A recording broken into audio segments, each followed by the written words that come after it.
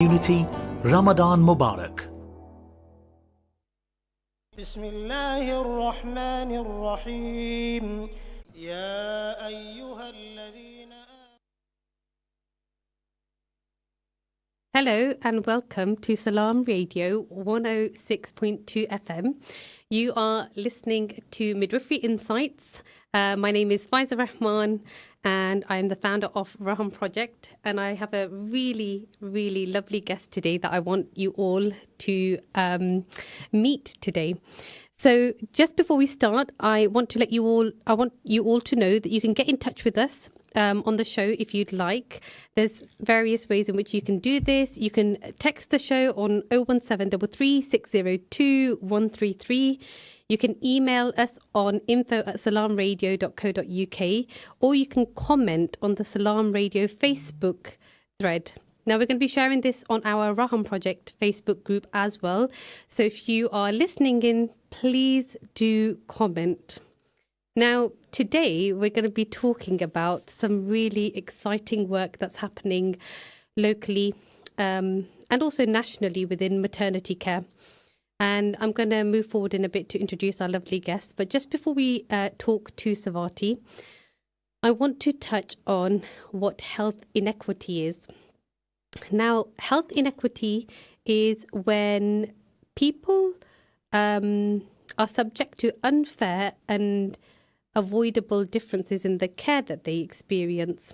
And some of the differences that people can experience when they experience health inequalities is stuff like how long they are likely to live, how they experience particular health conditions, and whether they receive care the same as everybody else when they need to receive that care. Now, when it comes to maternity care, what we know is there's lots of research out there showing that there's a huge disparity in how women from Black, brown and mixed ethnicity communities experience maternity care. And this is something that I'm very passionate about, and this is something that Raham Project was created because of. The data actually suggests that Black women are nearly 4 times more likely, and Asian women are nearly twice as more likely to die from childbirth-related complications in the UK. Now, I want to reassure people and let you know that the rates of this are still very low in the UK, but when they've looked at these communities, what they found is in comparison to Caucasian women, the rates are higher than they should really be. So health inequity essentially is affecting women from Black, brown and mixed ethnicity communities more than it is affecting women from Caucasian communities. Now, nationally, there's lots of work going into this. The NHS is looking into this. They found data. They've had data for a really long time and they want to do something about it.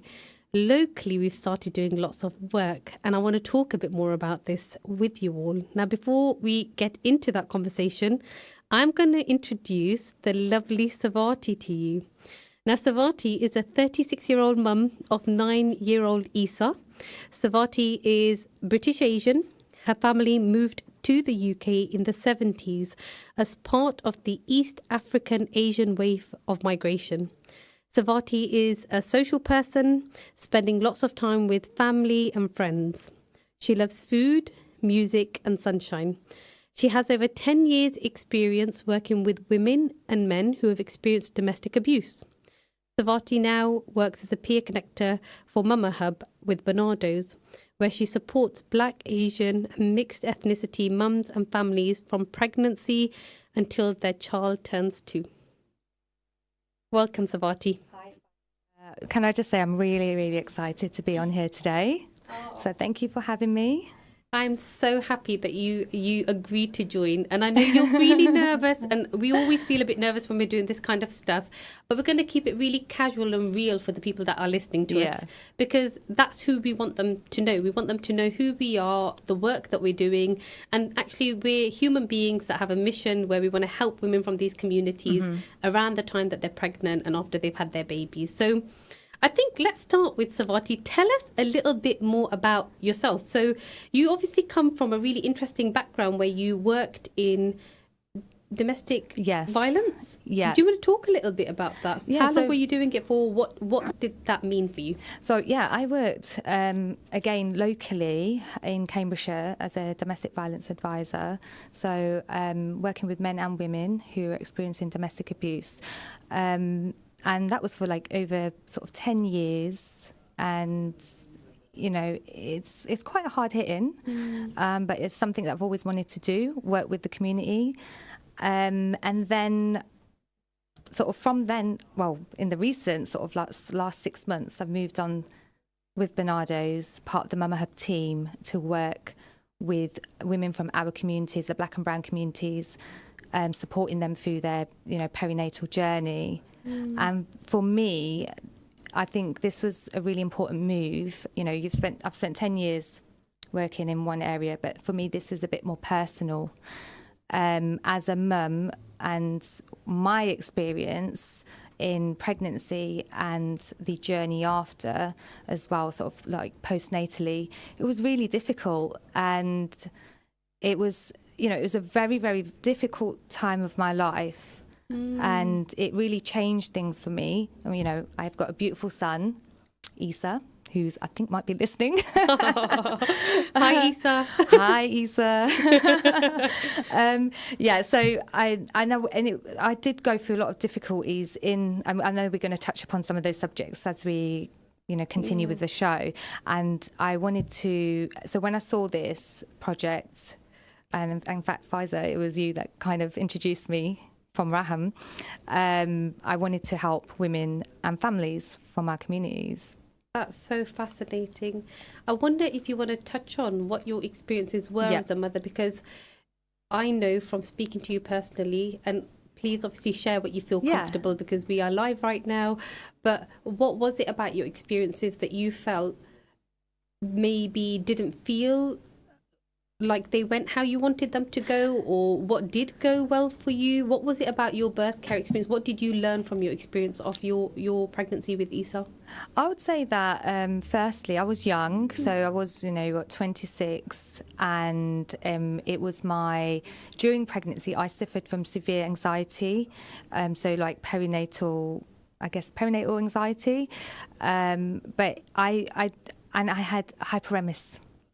For those that don't know, is the severe form of sickness. I think, Faiza, you could probably tell me 5% of women, pregnant women, experience this level of sickness.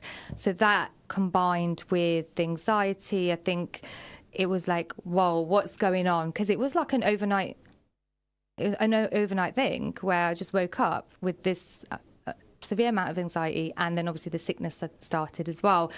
And that was an eye-opener for me, because there was no one around me that had experienced that. And it was from that point onwards, then going into quite a long, difficult birth as well. Is where I actually, you know, that's where probably most of my difficulties were. I hear you, and you touched on something called hyperemesis, which there are women that experience that. And hyperemesis is actually different to morning sickness. To anybody that's listening, it's this extreme level of sickness and nausea, and it takes over your life essentially for the whole time that you're pregnant, and usually it worsens rather than gets better. There's lots of treatments out there. If you're struggling with this, I'm just going to holler at the Pregnancy Sickness Support Group. You can find them online if you're interested, and there are treatments out there that if you speak to your obstetrician about, they can support you, and your midwife can support you.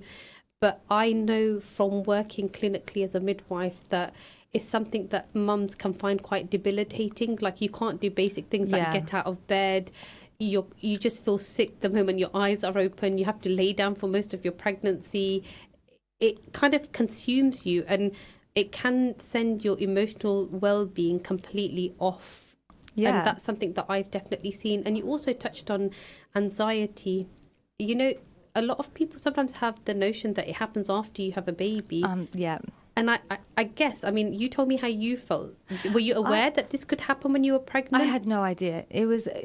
I guess I went into it quite naive, and I don't think there's enough information about the levels of the mental health during pregnancy, because there's a lot, I think, talked about postnatally, But sort of during pregnancy, I don't think as much information, and it can sometimes feel shameful because you're worried what people are going to think of you. And I think when I was going through that, I did feel that I couldn't really speak to anyone. No one could understand it. My family didn't know what was going on, and like you're saying with the hyperemesis, you're kind of debilitated, you know. Mm-hmm. So you're physically unwell. And then obviously emotionally as well.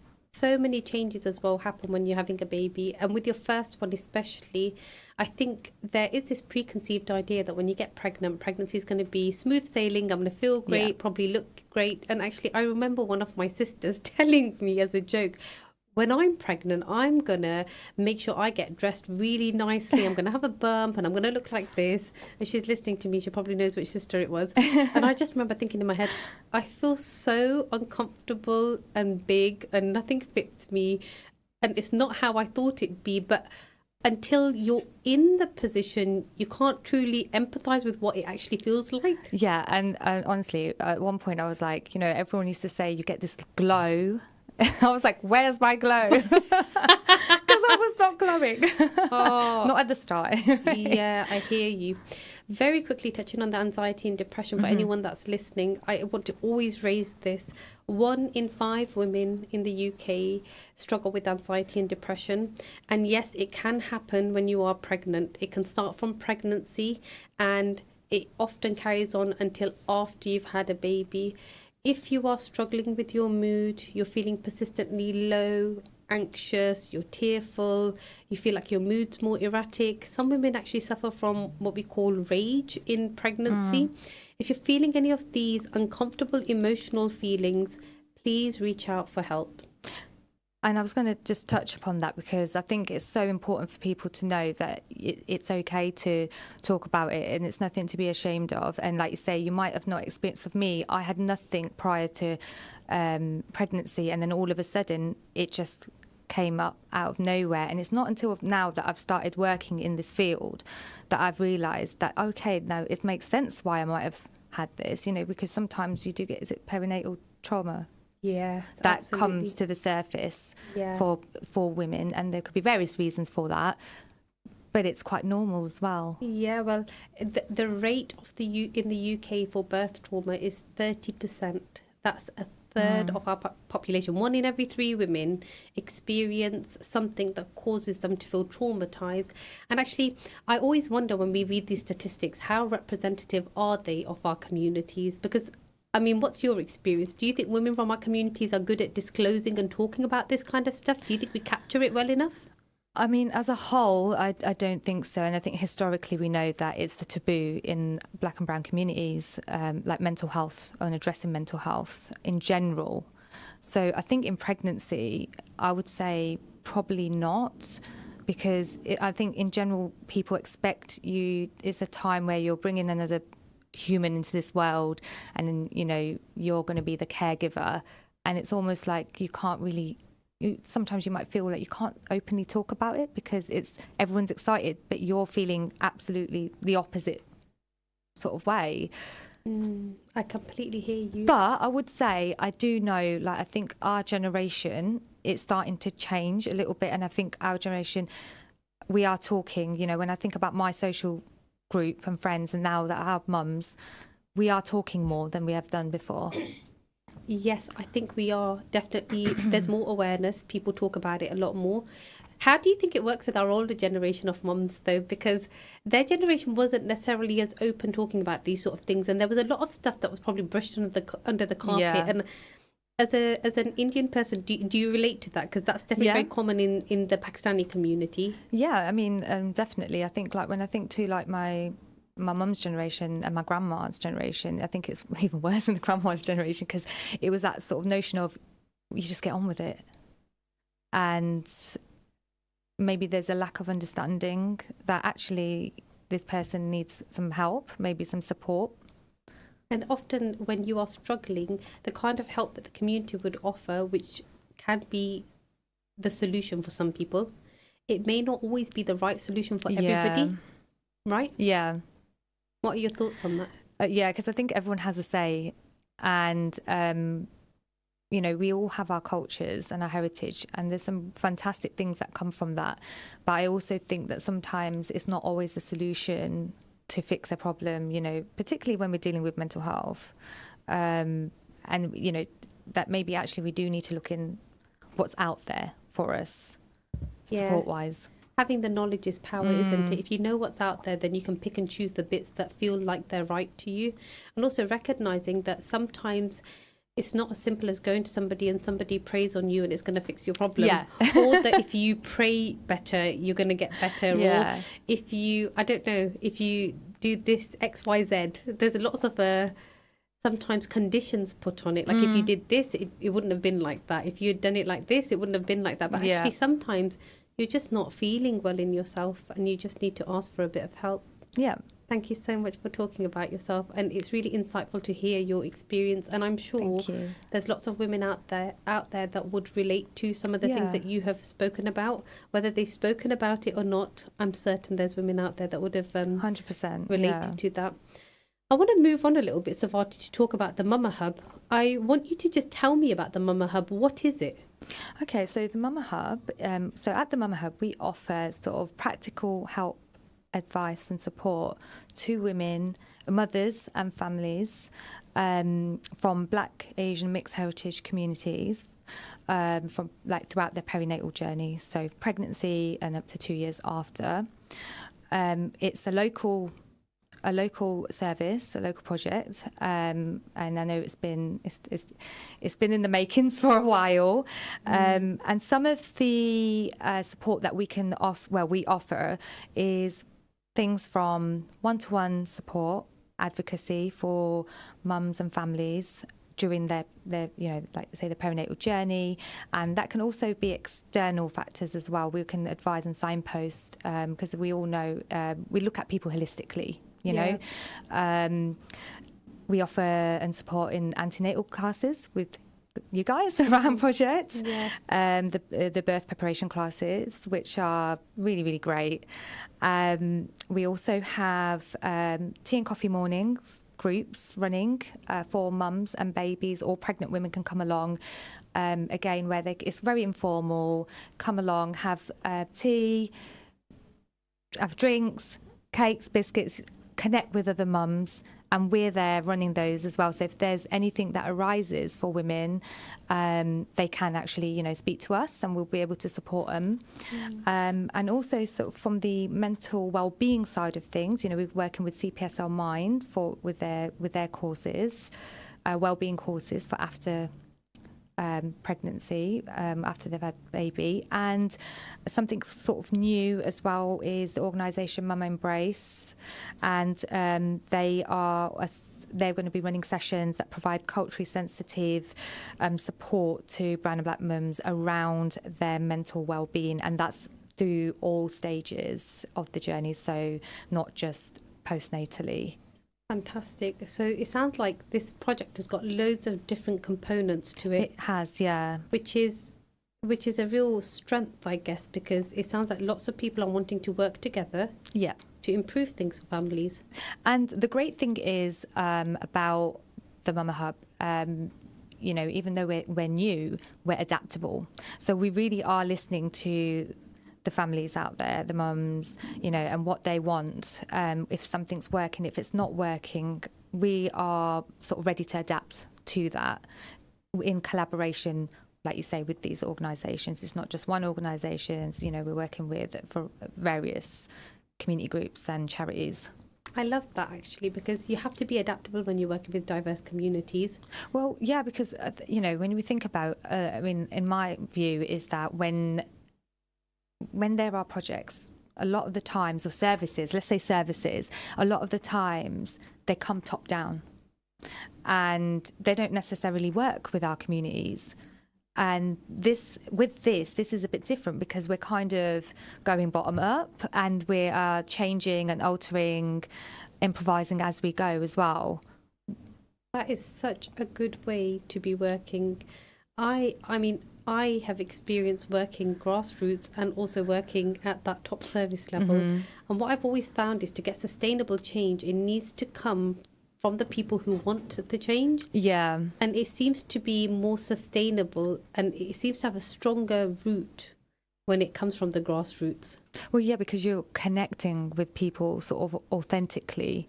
And, you know, let's not forget the fact that when you're working with our communities, we've already had a lot of hardships with organisations and, you know, the trust thing as well.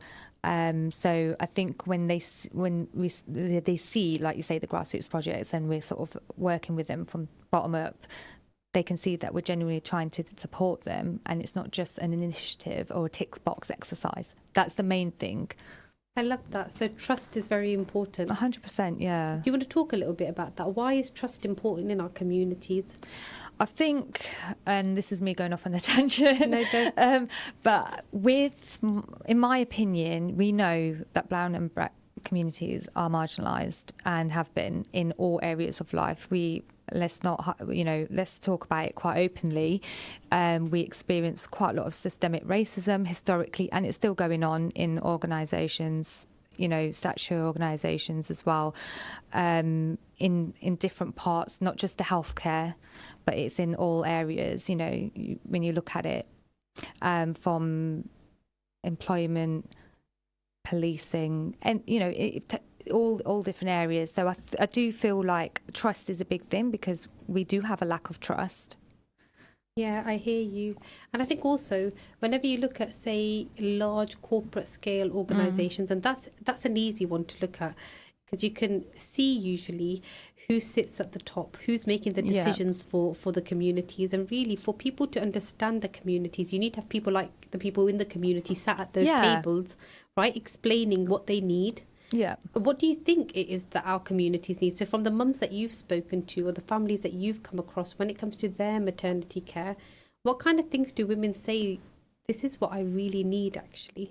They need to be heard. I think that's a big thing, first of all, especially people that have had like adverse experiences in their maternity care. I think one of the big things was that they were not heard, not respected. They've experienced some form of discrimination. They need people. So I think in terms of a service, they need people that look like them, that can connect with them, and to be able to support them. I mean, that's some of the things that I'm hearing from, you know, women and their experiences. You know, of course, they're going to be women that have had great experiences as well. But we do know, like, this project is here for a reason. And as you mentioned at the start, the statistics says it all. Absolutely, absolutely. And also we touched on in the beginning that sometimes the data isn't showing exactly what's happening with these communities. So they might have numbers to say, right, there's more black and brown women compared to Caucasian women that are having these poorer outcomes, and so are their babies. But what does that actually sound like when you listen to the families? What does the experience look like? What does that feel like to them? Because people don't always go through the journey of the person. Like, you can see a black and white statistic, like this person survived, this person didn't. But what's the quality behind it? What was the story behind the ones who survived and ended up with those not so nice experiences? But it wasn't really recorded anywhere. And because they had a baby, they just decided to raise the baby, and they probably didn't pause or didn't know that they could give feedback on their care. And there's something about, I mean, I'd love to know your thoughts on this, about families giving feedback. The data doesn't always show it very well. Why do you think that's the case? Why is it that we can't seem to get feedback from our communities? Maybe because, again, it could be that they don't think there's any point. Is it going to go anywhere? They might have had similar experiences in other areas of life where they've had poor experiences and no one's heard them or no one's seen them. There's been nothing done about it. So I'm just wondering if that could be something, a reason. That's such a good point to touch on, because actually there's this like unsaid thing when you've experienced those biases. Yeah. That you have this unsaid awareness.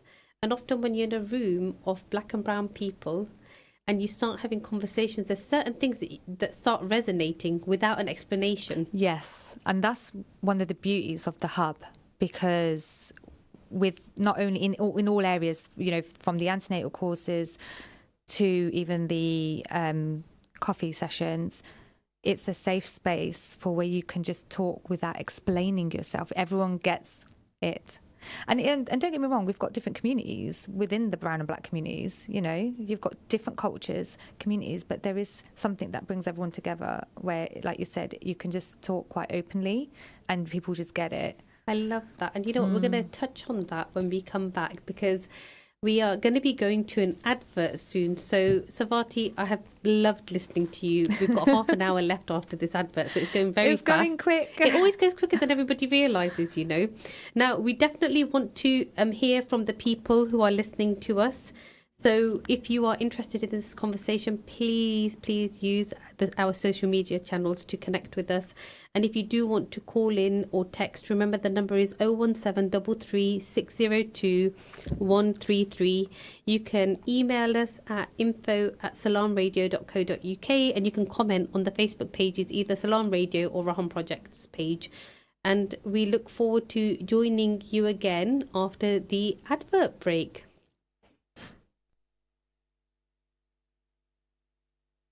You're listening to Salam Radio, and it's now time for Zohar Azan. This Azan is sponsored by Park Foods. Come and see the difference. Allahu Akbar, Allahu Akbar, Allah.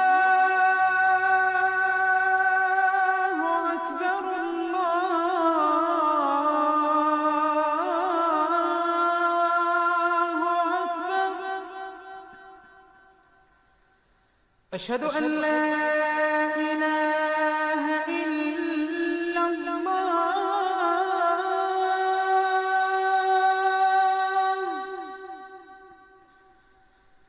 أشهد أن لا إله إلا الله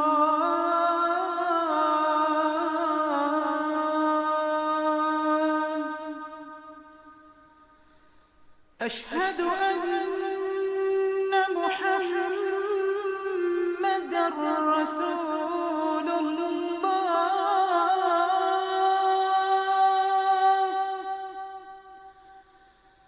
أشهد أن محمدًا رسول الله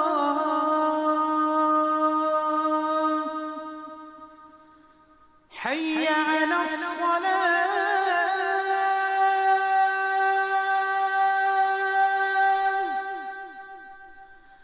حي على الصلاة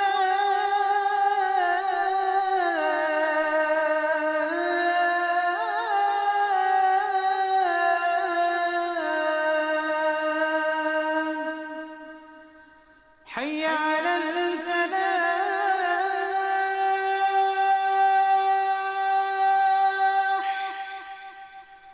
حي على الفلاح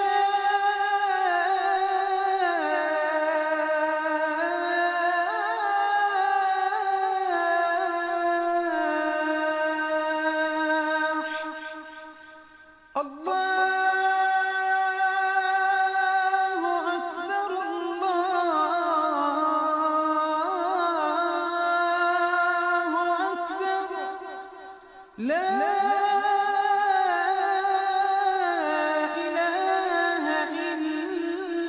الله الله أكبر الله أكبر لا إله إلا الله. اللهم صل على محمد وعلى آل محمد كما صليت على إبراهيم وعلى آل إبراهيم، وبارك على محمد وعلى آل محمد كما باركت على إبراهيم وعلى آل إبراهيم في العالمين إنك حميد مجيد. اللهم رب هذه الدعوة التامة والصلاة القائمة آت محمدا الوسيلة والفضيلة وابعثه مقاما محمودا الذي وعدته. اللهم آتنا في الدنيا حسنة وفي الآخرة حسنة وقنا عذاب النار اللهم بك نحيا وبك نموت وإليك المصير. رضينا بالله ربا وبالإسلام دينا وبمحمد صلى الله عليه وسلم نبيا ورسولا.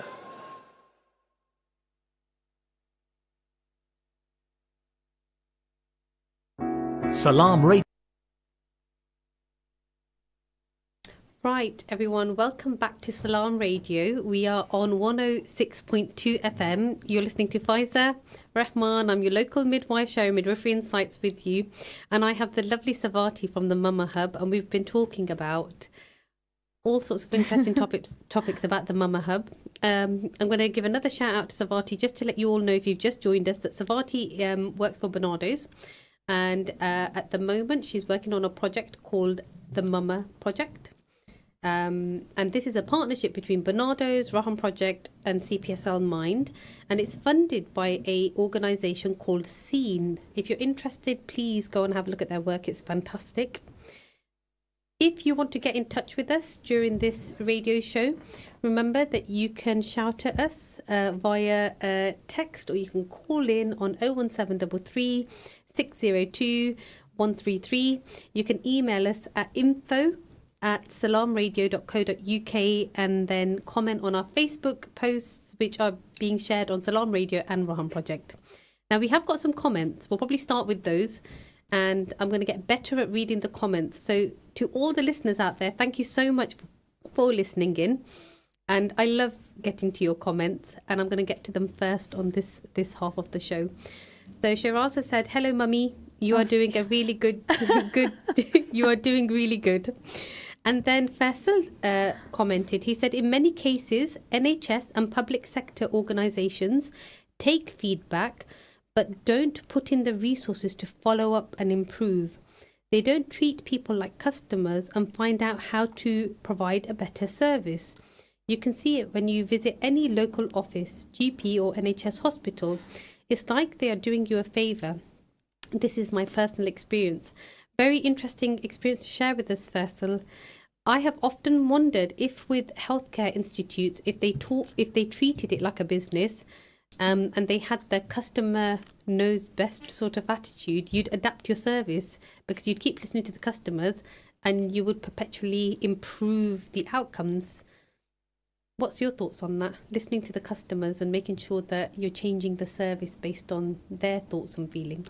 Well, I think it's just going back to the whole, these kind of, like you say, the statutory organisations, sometimes it's a tick box exercise. So I, in my experience, I haven't seen much change from when people are given feedback or what that kind of feedback is, if they're even getting the feedback, you know, if it's just running with a service and that's it, rather than even seeing quality feedback. It just seems to be sort of no qualitative data. Do you know what I mean?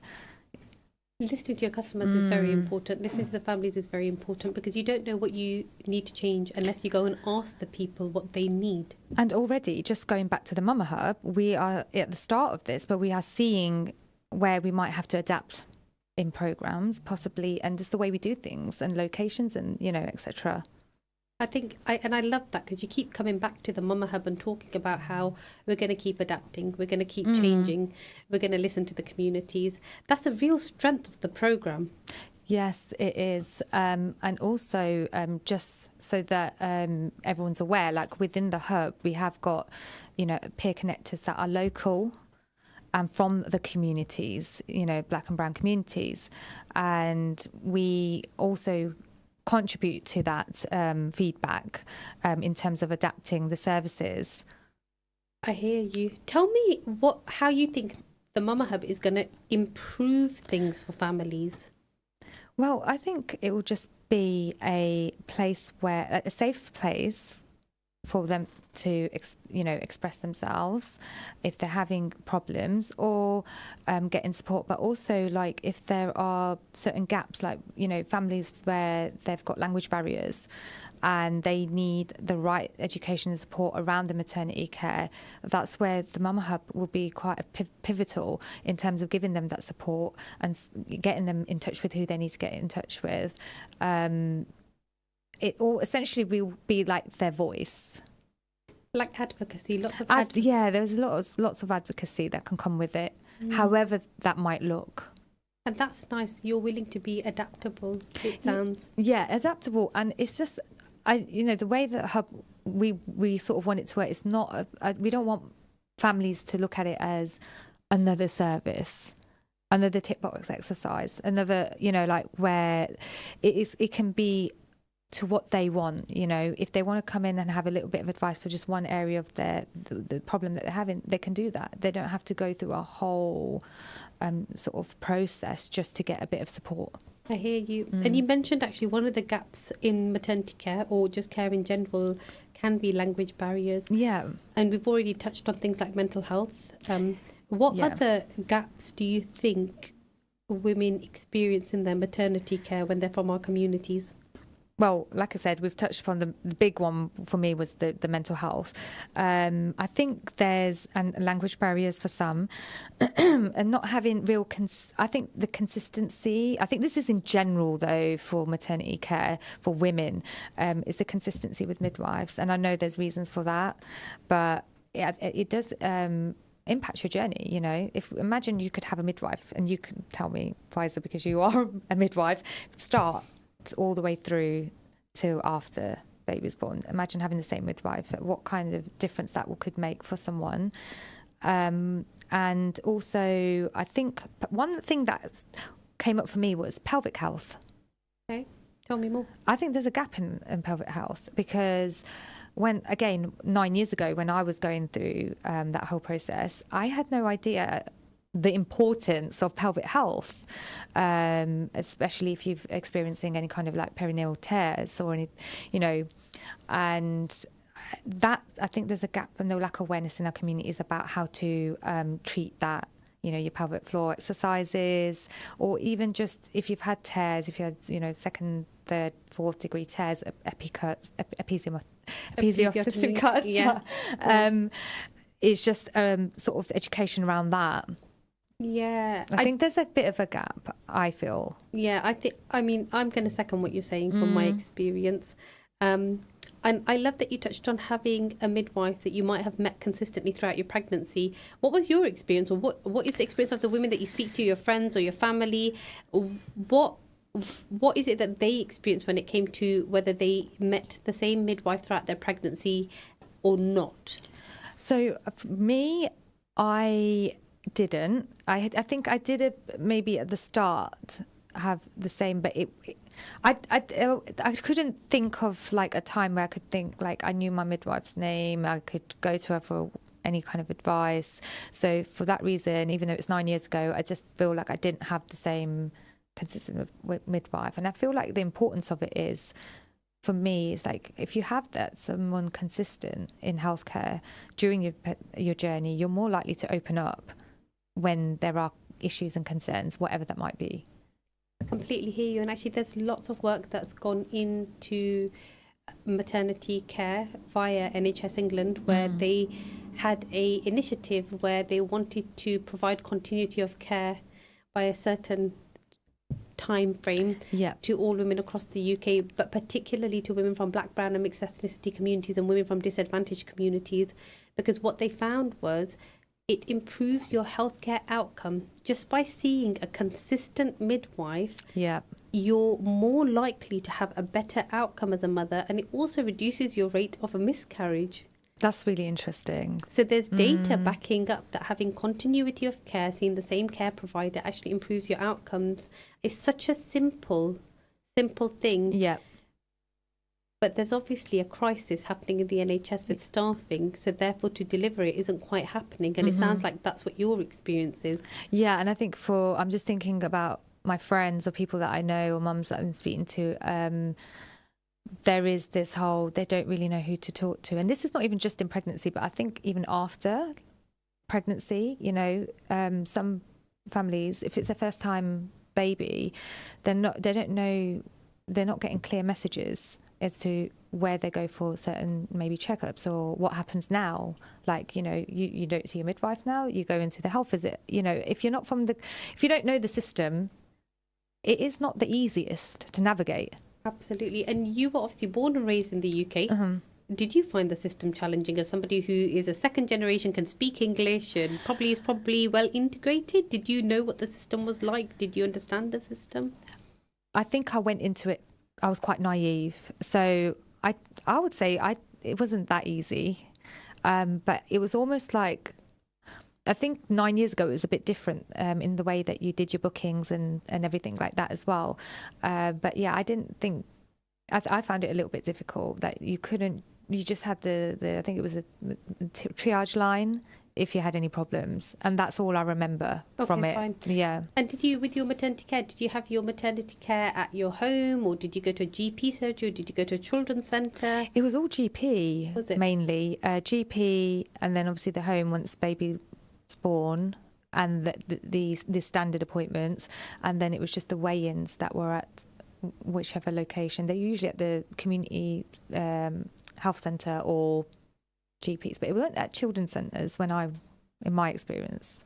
Yeah, there's definitely been a shift. And the interesting thing is it varies across the UK as to where women end up getting their care. Okay. So it's typically and traditionally used to be a GP surgery, but in our local area, it ended up being at the children's centres, and now they have this new place called the Otters, which is just off behind the old walk-in centre. And it's a hub for community midwives. So a lot of women are now getting centralised care from that area, which I think is a good location and a good spot for the mums to be going to. So it'd be interesting to hear from anyone who's been having antenatal care at the Otters, what has your experience been? And please do reach out to us, because we always love getting feedback from our communities to know what's going on with their care. I've actually been to the Otters through work now, and like I said, it wasn't there 9 years ago, but it's a great idea. Having a hub space where women can come to and get the access point and know that there's going to be midwives there if they turn up. And we've had, and in my experience, I've been at a stand there where whilst families have come in and not known where to go, and they've been able to advise them if they're there for the wrong reasons or they've misunderstood where they're supposed to go, so they can just come in and they'll get some kind of advice. But it's not I know it's not an advice centre, but it's also having human beings there as well, isn't it, Savati? Somebody you can actually talk to, because isn't it so frustrating sometimes when you're on a phone to someone and you can't get through and you don't know what that means? Especially if it's your GPs, and we know it's changed. It has changed, and we all get the pressures. But there's a lot of vulnerability when you're the person on the other side going through all of these changes and you're the one in need. Yep, definitely. Yeah, I hear you. Okay, thank you for touching on some of those gaps. Let's talk a little bit more about the Mama Hub. So you mentioned that having peer connectors from different backgrounds, and this is the beauty of your team, you're a diverse group of people who all have had children or been pregnant at some point, so you understand the motherhood process, but you all have very varied journeys. Yes. You want to talk a bit about that? Explain that to me. So my team, my colleagues, we've all come from, we've got different languages spoken, different heritage. Like you say, the one thing that we've all experienced is motherhood. We've had different experiences in our pregnancy journeys. I mean, there's some of the other peer connectors have multiple children, so they've had various different types of pregnancies and birthing and experiences. We are unique in that sense, and we've kind of come together and bring our own background knowledge and cultures and social aspects into it, and I think that's what makes the team quite unique.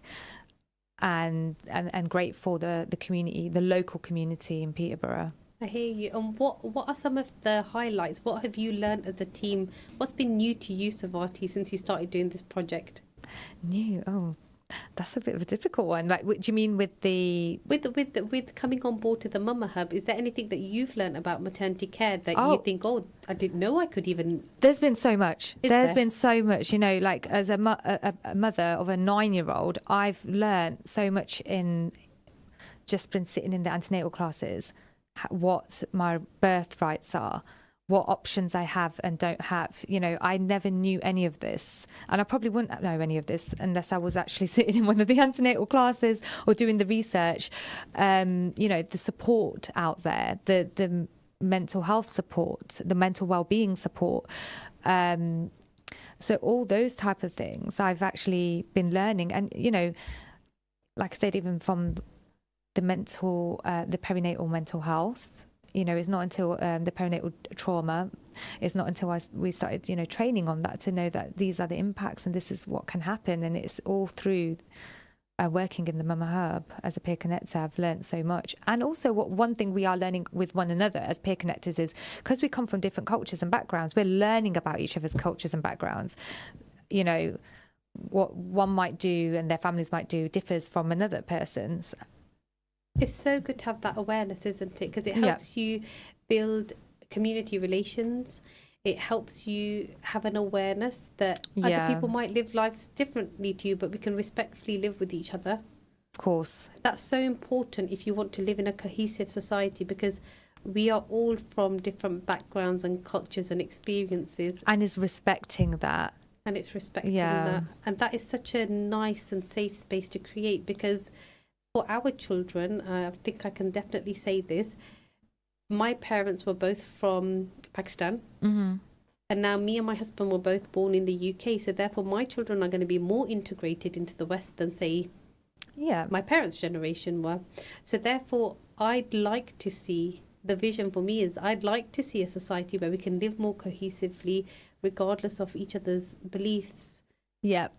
What is your vision with Mama Hub? Where do you see it going? So obviously it started, you're running all of these great services. Mm-hmm. Where do you think it's going? Well, I believe we want it to be long term. It really, you know, the service is needed, and you know, we hope that it is a long term service locally in Peterborough, so it becomes a place where people from our communities know that they can come to and get the support.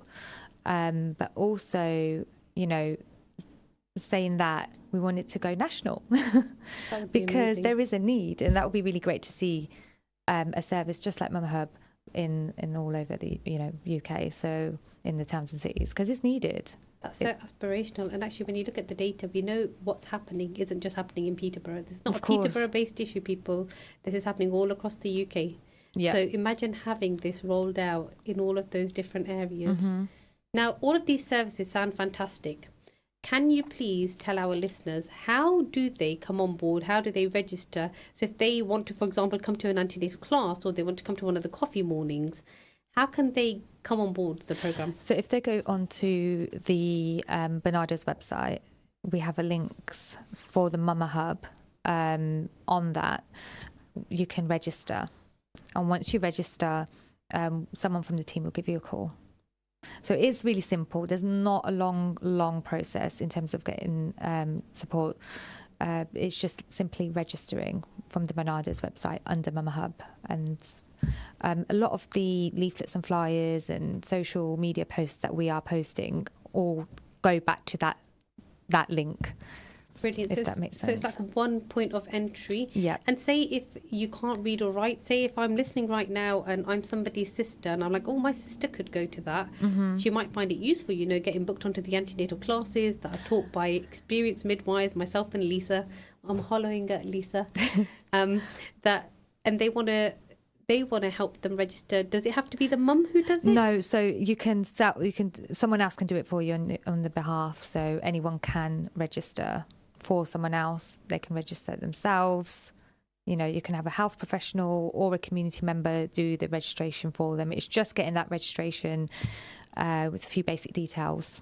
Fine. Okay. And then you said coffee mornings. How do you get access to those? They are drop-ins. Okay, so fine. the coffee mornings, you know, we do have on the site, there will be a link to timetables. But yeah, we run 3 coffee mornings, Monday, Wednesdays and Fridays. And you can just drop into those. Fantastic. You don't need to register, just come along. Brilliant. And we have actually in the comment section on the Facebook page of Salam Radio put some links of where families can go to get help. Oh, that's brilliant. What I really want to know as we start to wind down, because we've only got 10 minutes left. Can't believe how quick it's gone. I told you it's going to go quick. I hope you've not felt nervous. Oh, and no, I hope I've made you I feel love it. comfortable. Good. I like this. I could get used to this. I could get used to this. So you've obviously had mums who have gone through this programme. the Yes. Mama Hub, they've either gone to the antenatal classes. We've actually had some babies as well, I know. which is so It's exciting. nice to see that. It's so nice when you see the babies, but it's even nicer when you see the mothers coming out of it confidently, right? Yeah. Do you want to share any positive experiences or anything that the mums have said where they've given feedback about the coffee mornings or what they've said about the antenatal classes? Well, I know, so myself and my colleague Precious, we run the Monday one. I was just there this morning, actually. And some of the feedback we've already had is that they are really enjoying, the mums are really enjoying coming, and they want it to go on longer because it's an hour and a half. But that hour and a half just goes so quick. So they're obviously enjoying it. And I enjoy it. I look forward to it. I look forward to my Monday mornings at the sessions. I know from speaking with mums around the antenatal classes, you know, they've really found it really useful. And this is not just first-time mums that first-time pregnancies. There have been mums that are second, third pregnancies that have attended, and they've found it useful as well because every pregnancy is different, and there's something you learn there's no harm in getting more information and being informed about your choices. So, and there's been mums that have come to this country and they've been here for a year. They don't really know anyone, first-time pregnancies, and for them to come along to one of the antenatal birth preparation classes, they've been able to get that support and information, and a lot of it's really important. Completely agree with you. And I actually want to go back to your experience again. Had you come to the classes, what else would you have wanted to know about now that you have experience of a 9-year-old? What would you wish was told to you right at the beginning of your experience? A lot. So I wish, if I had gone to a birth preparation class like the ones that we are doing, I would be able to have made more informed choice about what I'm to expect. Mm-hmm. The things that might go wrong and how I can maneuver and navigate, what my choices are, because I had no idea what my choices were. I had absolutely no clue. And I did attend a really basic antenatal class back then, but it didn't really prepare me, I would say. And what was the difference between that very basic class and the classes that you've been coming as a peer connector? They were very large. Okay. They were very basic in the information. Okay, fine. I would say very, very basic. It was, I think it was like a 2-day thing, but it was, I would say basic information. Okay. Whereas the antenatal birth preparation classes that we're doing, they are a 4-week program, but it doesn't take up a lot of your time. But the information that's given is just really detailed, and it's tailored to whatever problems you might or concerns you might have. Yeah, and that's something that is key throughout this whole Mama project. That it's tailored to the group of people that are coming through to us for any kind of support. And that's what makes it very unique. Yeah, and just like simple conversations, and again, bringing it back to, because we are supporting brown and black women, the conversations you can have openly in these antenatal classes or even coffee sessions, about things that might be going wrong, well, not wrong, but things like pigmentation in pregnancy and different little kind of issues. We can tailor it to what you're experiencing, and you can talk about it quite openly. Yeah, from skin changes to bodily hair to bodily fluids, exactly, to relationship changes, and also when baby's born, some of the cultural practices. Oh, that's such an interesting one. Yeah, we've learnt so much from, sitting in one of the classes and knowing how everyone does things differently and what they do immediately after baby's born. And that's so sweet. We're going to be coming to an end, and I feel like I've got a whole topic I want to talk to you about. But do you want to share anything that you practiced in your culture, Savati, after you had your baby or during your pregnancy? Was there anything that you did that was culturally normal in the Indian community? Well, I think mainly it was the whole, they give you this, I don't even know what it's called, that food they give you made of gore. Okay, yeah, I know. And it was like, you've got to eat this. And I was like, I don't like this. And I was like, why do I have to eat this? So, like this. And I know there's reasons behind it because it's supposed to give you a lot of energy and help you get back on your feet.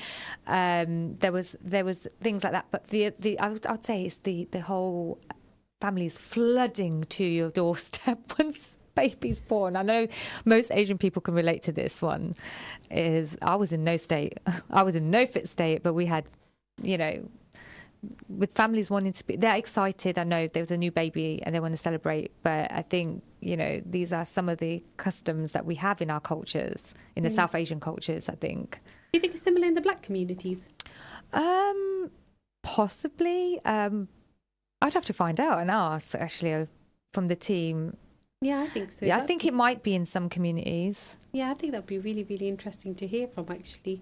Maybe that's something we need to do. Have a conversation about what the experiences of black mums, particularly, considering they do have the poorest outcomes and so do their babies. So I'm going to wind us down and say this is the end of our show, and I cannot believe how quick it has gone. So everybody out there that's been listening, thank you so much for listening. If you are interested in a particular topic and you want us to talk about it and it's related to maternity, motherhood, your care, please do message us directly at Raham Project or either via Salam Radio. We would be more than happy to consider any of the options that you'd like to talk about. Remember that you can call or text on 01733 602 133, email us on info@salamradio.co.uk or comment on the Facebook page. I just want to say thank you so much to you, Savati. Thank you for having me. Fantastic I've enjoyed it. talking to you.